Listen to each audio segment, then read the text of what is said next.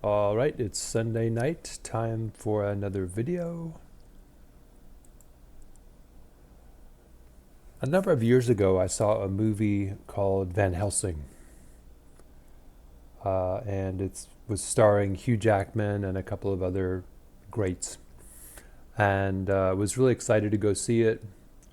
I bet by now it might be considered an old movie, which is kind of weird to me. It seems relatively recent to me. Uh, it's Van Helsing with Hugh Jackman, and it was a movie where I think I walked out before it ended.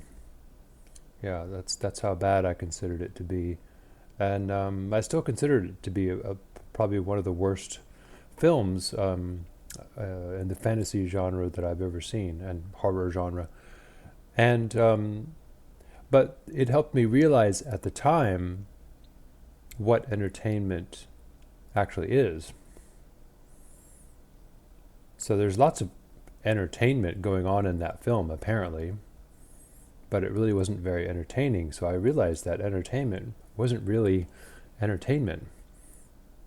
Now, what do I mean by that? When we teach people advanced types of reading, uh, we train them to identify the purpose of what it is they're reading. And normally, when somebody is learning to read at a high level, they should be able to identify whether what they're reading is designed to merely inform, to persuade, or to entertain, as though those are the only purposes you might have for writing something. And of course, as I was teaching people how to identify these things, I was noticing that uh, when something was to entertain, uh, that usually just meant like telling a joke, saying something funny, or saying something uh, scary. So what I noticed is that real entertainment goes beyond just titillating the audience. So there are other types of purpose for writing, and I think the real purpose of entertainment is to transform the audience. What do we really want to experience when we go see a movie or listen to our favorite group? Do we just want to be titillated, excited, stimulated? Do we want that nice luxurious feeling of listening to piano music? I don't think that's what we really want. That's what we think we want. And the works of art and the works of drama and the works of music that survive the test of time do more than that. They do more than just titillate. So there are a lot of things like, the whole Twilight saga of movies, which has now faded into oblivion because it was mainly just a sort of, teenage fantasy, titillating to have a sort of a bad boyfriend who's a vampire. Um, there's a little bit more to the Twilight series than that. I'm not being fair, but at the same time, there's not really much value to it, or much literary value, as we would say. Okay, so what is it about entertainment? What's really going on with entertainment? Okay, so we think we're going to the movies to be entertained, when what we really want is to be transformed. I think, in spite of ourselves, we want to be transformed. So we want the director and the writer and the actor to, we want all these people to work their magic on us so that we are changed in spite of what we expect out of the film. We expect to be titillated and excited and have a good time. And in the process of all that, they manage to do something else. Not only do they manage to titillate us, excite us, but they also manage to do something else. And that's the real value we get out of entertainment. It's very much the same with magic. There are surface elements that are exciting, dramatic, titillating, right? Even sort of vulgar, as in tantric sex. Yeah. And yet there's another thing going on underneath that involves some kind of transformation that we're not entirely aware of. So we engage in the outer appearance of something so that we get the inner benefit. The same thing goes for entertainment. So what I'm proposing is that entertainment, the way we think of it, doesn't really exist. It's all just transformational magic, really.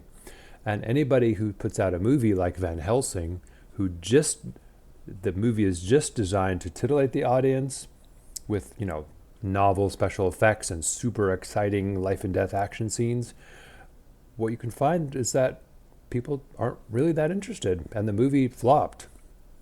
Yeah, as fun as it is to watch maybe one little scene, what you find is as you're watching it, you don't really care whether any of the characters lives or dies, because they haven't really resonated with something that you need.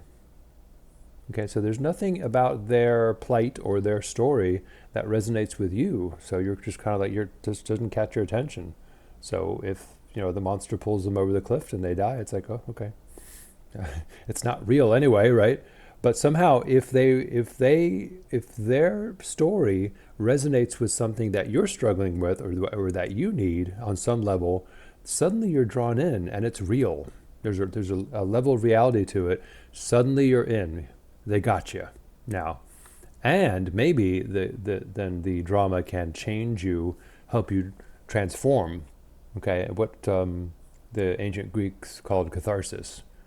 Somehow these dramas that pull you in this way actually teach you a lesson or purify you of karma. Yeah. There's something really important about this, because I know that many people who contact me on this channel, they tell me about a life that is really full of a lot of strife and hard knocks, and want to turn to magic so they can make that go away. Okay, well, magic can do that, but not in the way you think.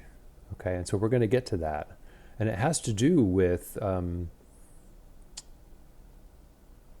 the deeper level of transformation that happens with magic. We want to get past the sort of titillating level of it to the transformational level.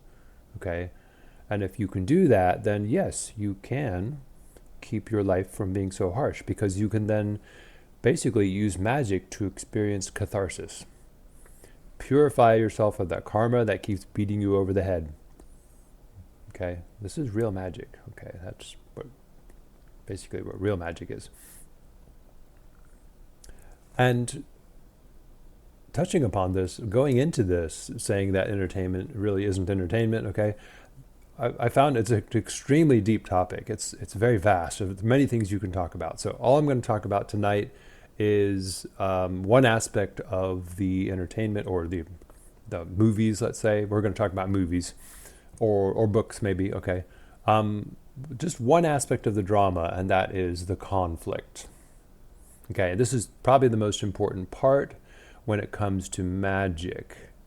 All right, last week I released a video about affrontedness. By the way, affrontedness really is a word, according to the Oxford English Dictionary. Okay, and affrontedness is what we experience when reality is sort of testing us. Okay, so it's prodding us and provoking us, triggering us. Affrontedness is what we experience. And affrontedness or conflict is pretty much the most important part of a drama. And there are certain types of conflict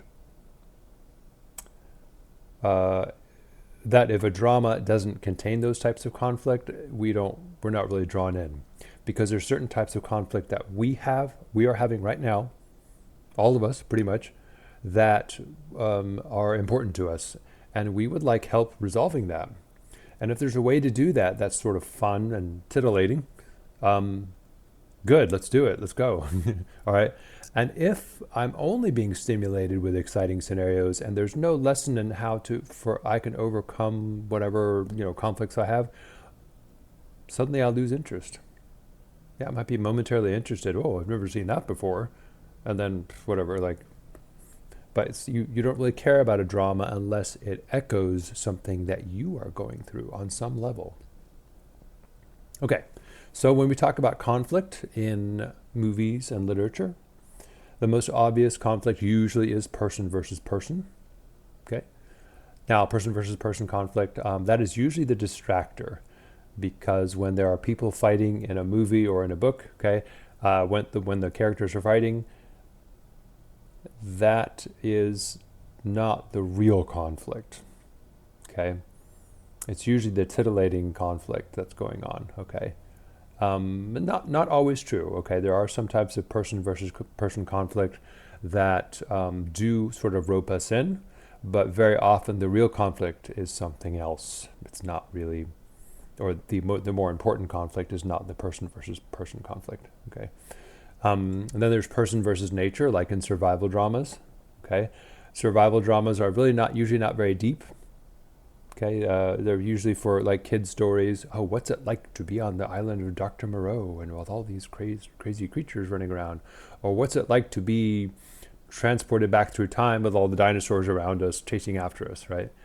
And you'll find that, person versus nature, like in Jurassic Park, the most interesting conflict is not the people on the island versus the dinosaurs. That's just the most exciting conflict. The more deeply resonating conflict is something else.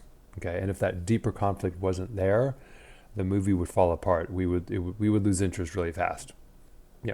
We'd watch a couple of scenes, cool special effects, yeah, ooh, blood and gore, ooh, yeah, okay, well, and then we're done. But it's like whatever.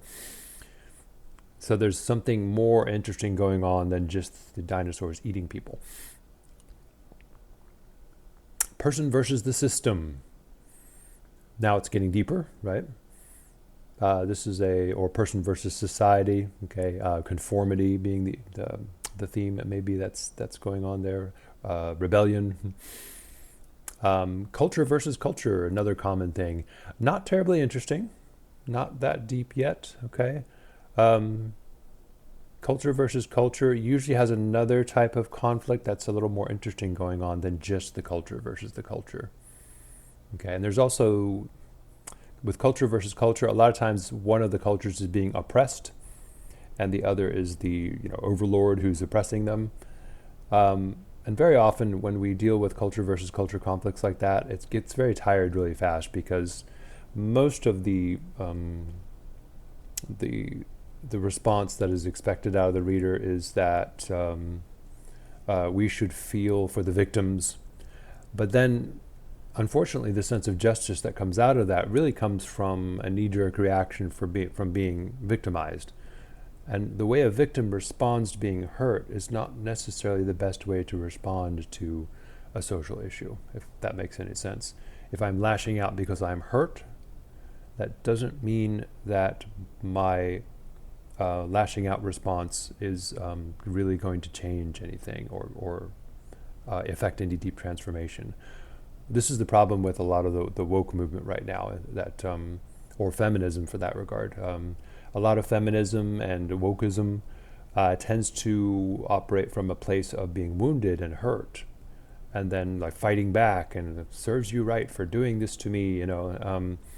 If it's operating on that level, nobody's interested. Not even the people who have been hurt. They just get tired of it. Okay. Culture versus culture can be very interesting if you deal with some other types of conflict that are more challenging to deal with. Person versus destiny. That's an ancient one, and it's still very relevant today. It's particularly relevant to an aspiring magician in the magical work. And heart versus head. That's sort of like the romanticist versus the scientist. Okay. So these are all sort of run-of-the-mill types of conflict. They don't go very deep. Usually the deeper forms of conflict involve person versus self. Okay, or person versus trauma. I know you're probably getting tired of me using the word trauma, and I'm getting tired of me using the word trauma. Maybe there's another word to use. I can use the word personal demons or demons, right? And I've been using those words a lot too. But quite frankly, Western style magic is mostly about catharsis and um, making friends with your trauma demons. Yeah, or dissolving them entirely. Because what lies on the other side of that, when most of them are gone or settled down, is a life of pure, effortless magic. So, yeah, the most important types of conflict are man versus himself, or man versus his trauma. Things that are like his personal demons, okay? Shadow work. All right, so let's look at the various types of conflict that you might experience in a movie. So the most entertaining part is like, oh, these dudes are going to face off and one's a lot bigger than the other. Oh no, how's the little guy going to defeat the big guy? Okay. Already you can see it's getting us because we might feel small in a world of monstrous forces out there. How can we win when we feel so small? Already sort of resonating with us, right? Somewhat, right? But of course, anybody who's seen this film, Rocky, the first Rocky, right, knows that the conflict runs much deeper than just between these two men. Yeah, the conflict, the most important conflict going on is between the Rocky character and himself. I hope I had that right. I actually didn't see the film, but it's obvious to me. I've seen so many clips and so many videos referring to it, that it's pretty clear that he goes through some internal stuff in order to prepare for the fight of his life. Yeah.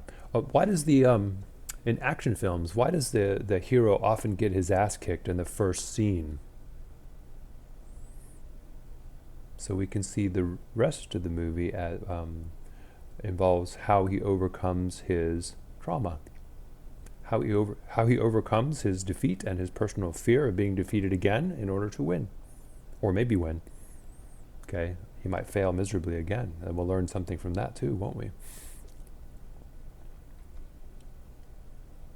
Now, a more interesting person versus person conflict is one of power dynamics. These can be very interesting, at least to me. I think they're very interesting. When it comes to one person being in the sway of another. Okay, so let's say it's a relationship between two people. One of those people has stronger charisma than the other and pretty much dominates them. Usually when there's a couple, the one of them is, more charming, more dominant in most situations. And what is it like to be the person who's being dominated by the other personality? Okay, this is a picture from Interview with the Vampire. And these are the two characters, Louis and Lestat. And Lestat is the vampire in this scene, and Louis is still mortal. He's about to be turned into a vampire. And of course, when Lestat changes him into a vampire, he has the upper hand. He's an older vampire. He's more powerful, and he pretty much has a sort of charismatic hold over him. And so we're really automatically sucked in, especially if you're reading the book.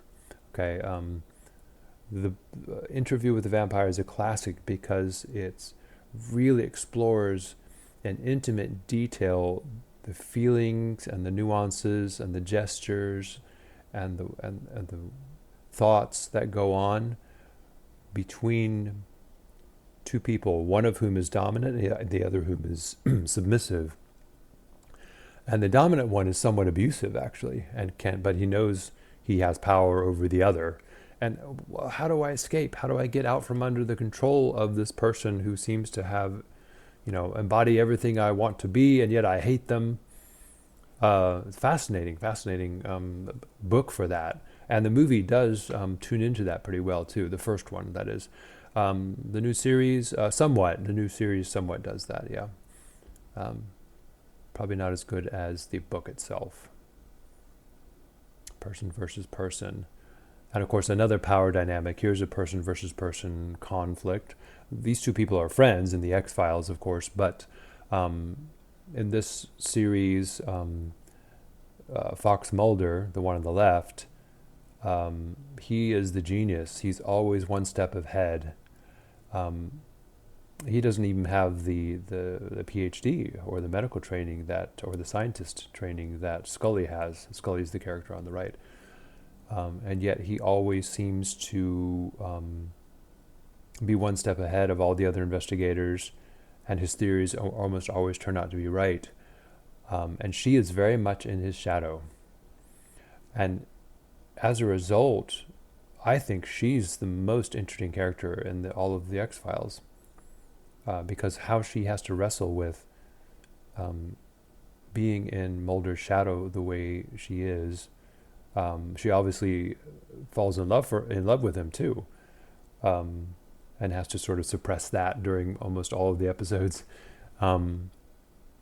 And there's this conflict going on with her where she's trying to establish her own footing as an intellectual and as an investigator, and yet he always seems to know what's going on better than she does.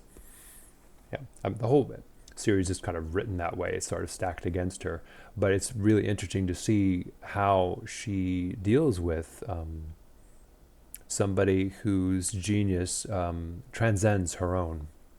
This is a very real thing. That's why I think that's why the X-Files was so successful. It's not because it was so well done as a monster flick, or conspiracy theorist stories. It's really more about the dynamic between these two characters and how she struggles to maintain her own footing in the shadow of his genius. Very interesting to see what she goes through, and the transformation she goes through over time, actually over the span of 8 seasons or something like that, or even more. Person versus nature. So a lot of times Person versus nature is simply a monster movie, usually a natural kind of monster, like you're being stalked by a grizzly bear, but it could be like a supernatural monster too. So the resonance that this has for us is that we are all somewhat vulnerable in the face of nature, and we would like to learn a few strategies so that we can survive. Okay, so it gets us a little bit that way. It draws us a little bit in that way. But this is from the movie Jaws, of course, if you haven't seen it. The main conflict in the movie Jaws is not person versus nature. Yeah, that's just the titillating, exciting part of it. The main conflict is something else. There are two other conflicts that are really much stronger in this movie. The more obvious conflict is not really all that important, man versus beast. And one of the conflicts that is sort of hidden is truly terrifying, and we will talk about that in a bit. Person versus nature. Once again, this is Tom Hanks in the movie Castaway. I forgot what his character is. And if you've seen the film, you know that the conflict is not necessarily between himself and the island that he's stuck on as a castaway. There's more going on than just trying to survive. Yeah, quite interesting. It's a film interesting for that. If it was just him surviving, we would lose interest pretty fast. He has to face down some difficult challenges within himself. Person versus the system. Now, if this is The Matrix, probably many people consider it to be the best science fiction movie of all time. If it were just about Neo versus the Matrix, or Neo versus society, the way the world is built, it really wouldn't be that interesting. So there's a lot more going on than just him versus the Matrix, or him versus the computer-generated world. in order to learn how to face the system, he has to face things within himself, his own doubts, things like that. And that's what makes it more interesting. Also, the Matrix brings in a bit of person versus destiny. He struggles with the destiny that he supposedly has, where other people believe that he's the one, he's the chosen one. Culture versus culture. Passage to India is a really good example of that. But it does sort of suffer from, one of the cultures is the oppressed one, and the other culture is sort of the overlord culture. But the more interesting conflict is the conflict. This is the conflict is between, in the time of the British Empire, the indigenous population of India, where they are, and the British colonialists who have taken them over pretty much. The more interesting conflict is as some of the British realize how poorly they've been treating the natives, they have conflict within themselves. And really that's to my mind, that's the more deeper, more interesting conflict, because the most important thing is you begin to notice how you are the way you're living is hurting other people. And then, oh my God, how do I stop? And then there's the real conflict. Not just two cultures banging their heads together.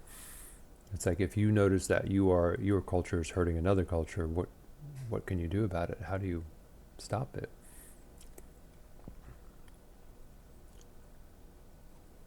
Person versus destiny. This is probably the number one book that people think of, because it really plugs directly into. I was surprised when I read Oedipus Rex. It's so painfully obvious what the whole thing is about from the very beginning. If you guys are not familiar with this, it is prophesied that King Oedipus or Oedipus will one day kill his own father and marry his mother. And so he hears about this prophecy, and then he does everything in his power to keep it from happening. But it eventually does happen. Big spoiler alert, okay? And then when he finds out that he has actually killed his own father and married his mother, somehow he can't handle that. This is such this resonates so deeply and painfully, I think, in Western culture. In Western culture? Probably in all cultures. Apparently because it resonates very deeply with a need that we have. Men don't literally need to have sex with their mothers, okay? But on a deep level, they know they came into this world through their mother, and they have a deep yearning to go back into paradise, not into the womb necessarily, but wherever it is they came from before they were alive. And the only way back seems to be through the mother. And so this longing to go back gets sort of psychologically confused with wanting to go into your mother or have sex with your mother. Okay? And so there's a very deep anxiety apparently in men between themselves and their mothers, and between their mothers and their sons too, apparently. So, so Oedipus really sort of drags that out, and that's why Sigmund Freud was famous for labeling the Oedipus complex that most men suffer from to some degree. The Oedipus complex. Among women, it's called the Electra complex, which is slightly different, but there's a longing for sexual union with the father or something like that. I'm not sure that's really holds as much truth as the Oedipus complex does. And if you doubt this is true, it's kind of all over the vulgarity in the language, isn't it? Because people say motherfucker a lot. And so that repressed, desire and aversion to doing that with your mother is now coming out, because whatever's repressed tends to come out, as a swear word, as something. What's the most unacceptable thing I could say? Motherfucker. So there's the Oedipus complex. Ooh, ouch. And yes, and wanting to kill the father is interesting too. That's a part of the Oedipus complex, being jealous of the father, because the father has access to the fountain that I came from, the fountain of life that I came from. He has access to that. I want that. And if you realize that, then you realize, I guess I don't really want to have sex with my mother, do I? What I really want is to have union with the divine. I want to experience where I came from before I was alive. And I want that now. And that doesn't even involve having sex with anyone. Okay. And now you can see the connection of this with Tantra. So the sexual Tantra also becomes emblematic of going back into where you came from, the source of your being. Okay. So for a man, the woman can represent the way back to the ultimate source of who you are. And because we get that all mixed up and confused, we get anxiety about what sex really means, and we get compulsive about it, and all kinds of disorders result from that. And it's quite a simple thing to sort it out, actually, once you're aware of this sort of how the Oedipus complex has arisen. Person versus destiny. Hamlet is a really good example of that. Probably considered by many, literary people to be one of the best stories or plays of all time. Hamlet wrestles with his destiny. He discovers that his uncle probably conspired to have his father killed. He isn't sure. And he wrestles with whether or not he should exact vengeance. And as the play goes on, he discovers more and more evidence that, yes, his uncle did conspire to have his father killed. And then he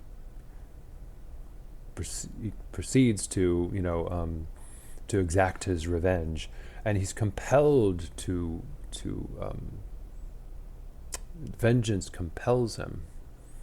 That's interesting, because it's like, I'm destined to kill you now because you killed my father. That strange code of honor just kind of sets in. It's like, is that really destiny? Must you do that? Hamlet is pretty deep. It's pretty difficult to fathom. An easier version of destiny as revenge is The Count of Monte Cristo. I think this was the year 2000-ish. Excellent film. If you really want to feel what it feels like to be driven by revenge, as though it's your destiny, that sort of acid burn of revenge inside you, just watch this film. It's really powerful. And there's the nice thing about The Count of Monte Cristo, it brings in a sort of Christian element, like there's sort of saving grace can come along and maybe cure you of that compulsion for revenge. And I don't know, if you watch the film, tell me if you think it really demonstrates that compulsion for revenge. Can that be cured by Jesus, or by the love of a woman? Apparently, like, a love of a woman comes in, and then he decides, okay, I'm not going to go forward with my plan. I'm not sure it quite does that, but it's a nice try on the count on the. It's a nice try of the author, Alexander Dumas, to try to show how maybe a Christian redemption element can cure you of a sense of destiny that involves revenge. Okay, this is a cool story because the spirit of revenge makes the main character, Edmund, so powerful. He's almost like a sorcerer. He's just that. He becomes that powerful because the spirit of revenge just takes him over. heart versus head conflicts. This is very important in magic. And these characters in the original Star Trek series are a really good example of that. Obviously, Mr. Spock represents the head. McCoy, the doctor, represents the heart. And the really interesting thing is that the Captain Kirk is sort of the mediating force between the two, between the heart and the head. And the three of them together are amazing to watch, just for the dynamics between them. This kind of makes the show, actually. Just as Mulder and Scully sort of make the show in the X-Files work more than any of the story writing or special effects did, these three characters here make the original Star Trek work really well, because it's kind of like neither Spock nor McCoy really have a good grasp on things, and Kirk has a better grasp, but what you notice is he sort of operates outside the lines of both of the other two. He sort of transcends the other two, and so he constantly provides an example of how to mediate between heart and head without getting stuck between them. Yeah, it's not easy either for any of them. But it's really interesting to watch that dynamic because it teaches a lot. Yeah, and Star Trek really delves deeply into purely rational characters and highly emotional characters. So there's a lot of head and heart going on in the characters in Star Trek.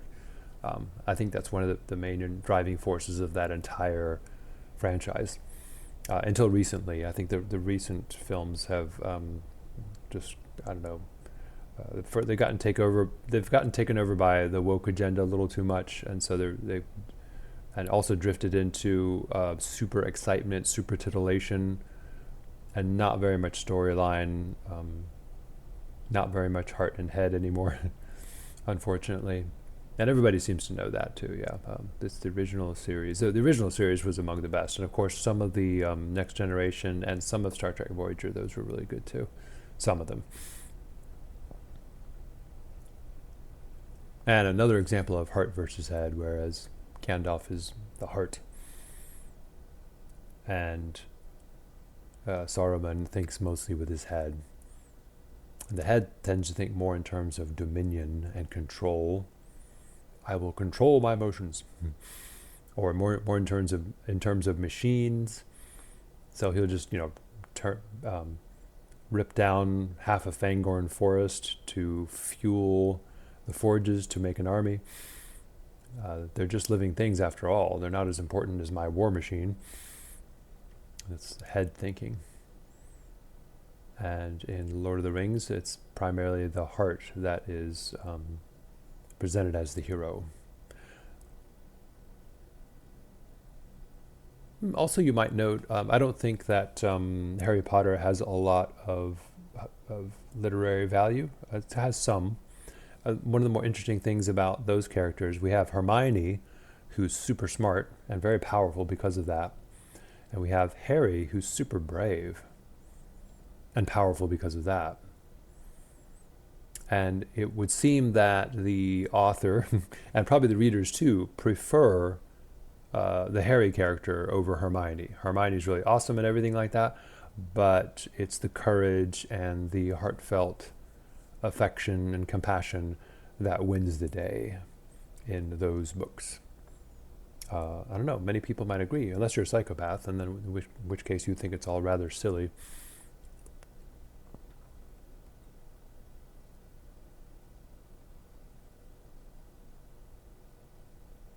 All right, so let's get to the more important forms of conflict, because these concern somebody who's doing the magical work.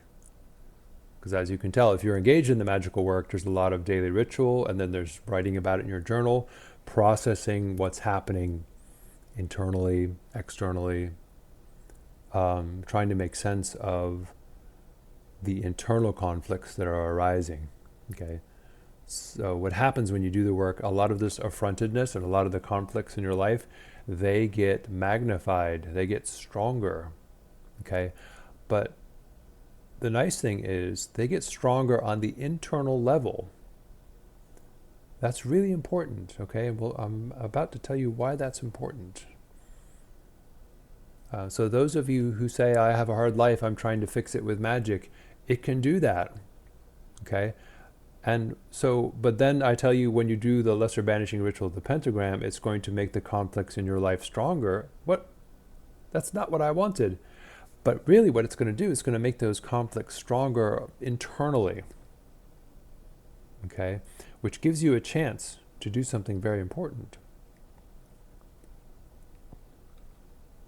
All right, so we return back to the movie Jaws. It's not just about man versus nature, okay? The main conflict in this film is between Chief Brody and the business, the government of the town that he's trying to protect. It's a beach town, and they need those tourist dollars, and they don't want the beaches closed. And of course, because they keep fussing about it, people get killed and eaten by the shark. He warned them, but they didn't listen. They tried to oust him because he was trying to shut down the beaches, and which would hurt their businesses. Anyway, so as he's trying to do his duty, he's up against their need to survive. I wouldn't call it greed necessarily. It's just they want to survive. They need money. They rely on those summertime dollars, and they're not thinking about that people might die, be killed by this shark. Anyway, that's one of the conflicts. Okay, that's the main conflict. There's another conflict. Now, this is the truly horrifying one in this film. It concerns the character Quint. And the movie does a better job of playing up this horror than the book does. All right. So Quint is severely traumatized. He was on the USS Indianapolis, which sank, was torpedoed and sank, and a couple hundred men or something like that went into the water, and they were in the water for days or weeks, or even before they were rescued, and they were being picked off by sharks. The sharks were attacking them at odd times during the day, and one by one, people were being killed right in front of his eyes. One of his friends had even been bitten in half in front of him. So he's really severely traumatized by that. And the way he responds to that trauma is really unhealthy. Everybody thinks it's awesome at first, okay? He basically spends the rest of his life hunting sharks. And then he adorns his shop with all of the jaws of the sharks that he has caught and killed as trophies. So in order to deal with this trauma, he basically keeps killing sharks. Kill, kill, kill, kill, right? As you can guess, that's not really a good way to deal with trauma. And so that trauma gets worse and worse and worse, and he escalates, and makes a full-time business out of killing sharks. And so eventually the town hires him to kill this shark. Now the interesting thing is that his karma, his repressed trauma, has gotten so bad that it is now ready to manifest in his physical life. This movie kind of shows how this might be a real thing. Okay, this shark they're going after is no ordinary great white. It behaves in ways that defy expectation. It doesn't really behave like a normal shark. It seems to have some kind of vendetta, mostly against him, against Quint. Out to get him. He's out to get it. It's out to get him. It's almost like his karma is now saying, you still haven't dealt with this. This is your last chance. Now we're not going to plague your nightmares anymore. We're going to come after you for real now. All right? This is your last chance to make peace with this trauma that you experienced. Does he do it? No, he does not. To the very end, he's fighting this thing, trying to kill it. It's like keeping your trauma at bay. I don't want to face this thing. I don't want to make meaning out of it. I don't want to reconcile with it. I just need it to go away and die. So horrifying because, and now the way that he dies in the film, if you know all this, if you can feel all this trauma that's been stalking him all his life, it is the most horrifying death possible for anyone. He doesn't learn at all. And in the end, he gets bitten in half, just like his friend who was bitten in half in front of him, so. And it's even more terrifying than that because the jaws of this monster are sort of like a mouth of hell. Do you think this karma is going to stop even in death? No. You had a better chance of dealing with this while you were alive. And on some level, we know that. And so now he's being dragged into this hell. Who knows what it's going to be like in the underworld for him, right? Or in the next life or whatever, like these things keep going on and on and on. Yeah. And they're probably easier to work out when you're in a physical body. But all his life, he has been shirking that responsibility to the point where it's now blown up in his face and said, deal with it or else. And to the end, he fails the test so horribly and horrifyingly. Don't let this happen to you. So you can begin to see why we go through the process of summoning demons and making meaning with them, making peace with them, understanding how they arise, understanding what they want, understanding what they truly need, and understanding how they will feel when they get what they really need. If we don't rise to the occasion and deal with these things, they make our lives physically hell.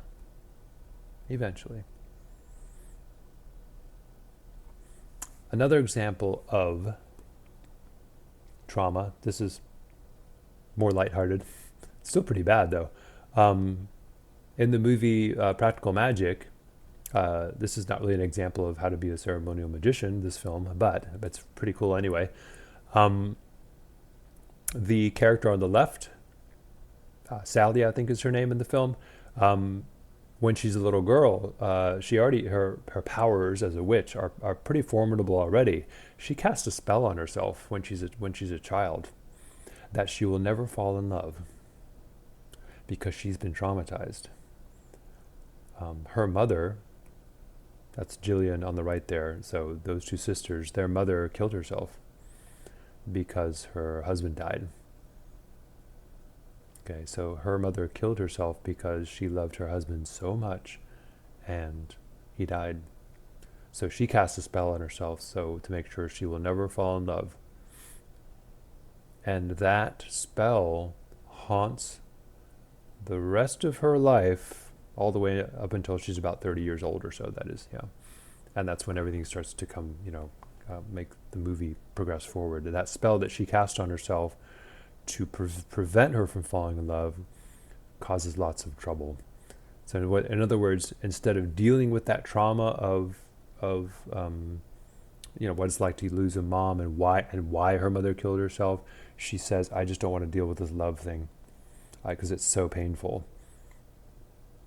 And then of course that she basically puts a curse on herself, and then she's going to have to basically the whole movie and the book are about her undoing that curse. Not only that curse, but there's also a curse on the whole family too. But anyway, person versus trauma. Yeah, internal conflict.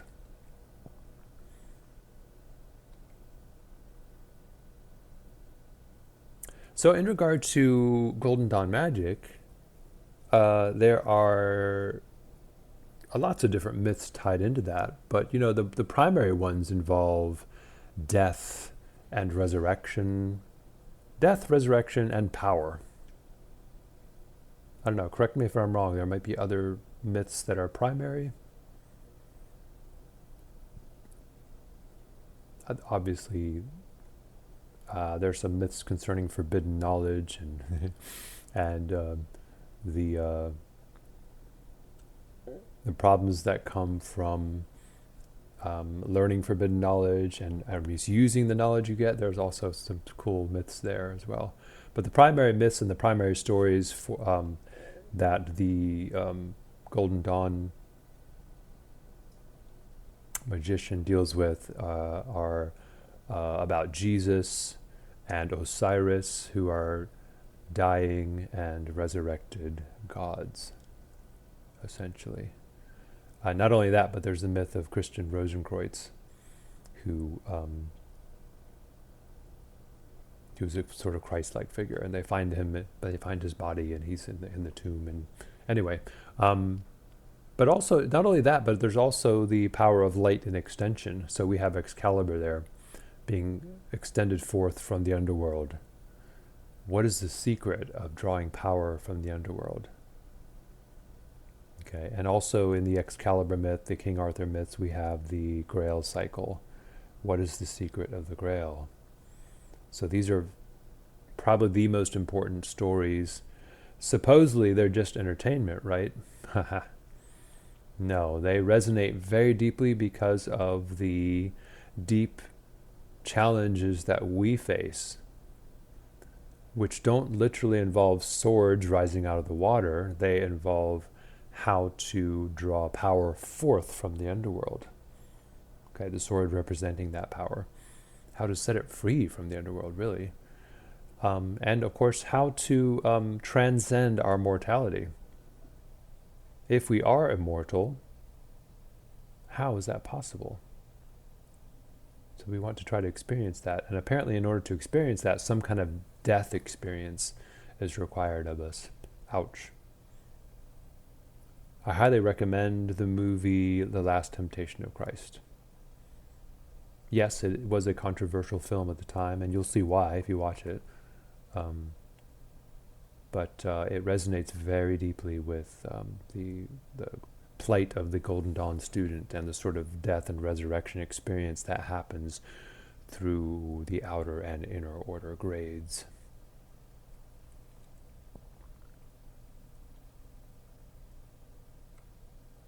So, this is a book I'm reading right now.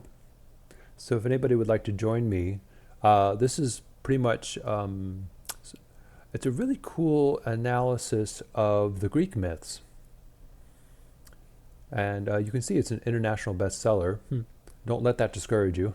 But I'm going to be reading this. So if you want to join me in Goodreads, I believe my name in Goodreads is Lyam Thomas.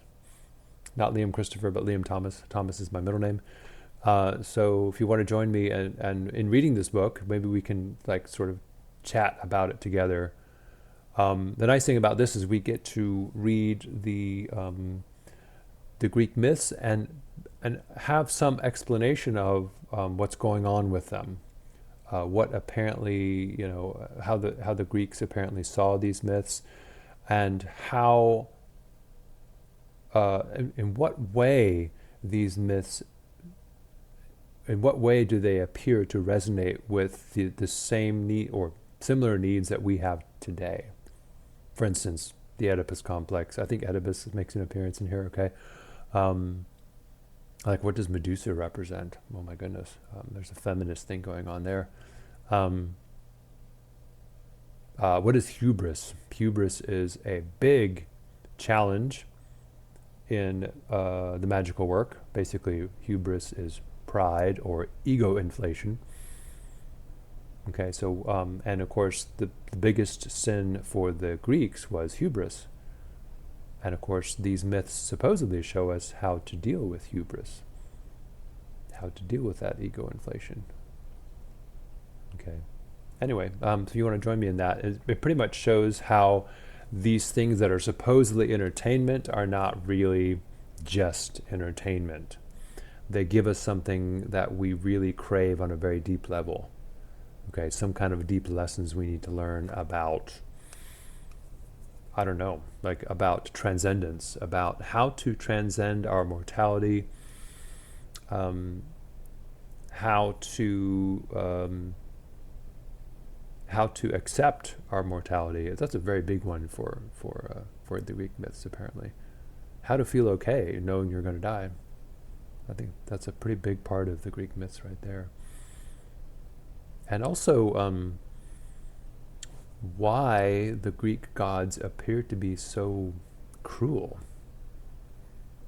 That's something I'm interested in exploring there too.